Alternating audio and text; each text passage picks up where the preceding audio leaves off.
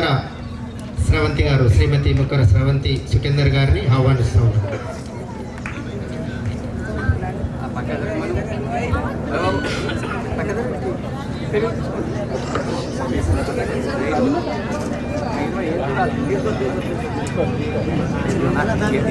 ఇక్కడ నుంచి కనిపిస్తారు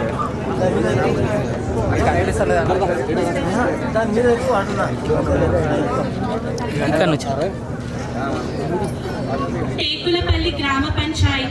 టేకులపల్లి గ్రామ పంచాయతీ సభ్యురాలైన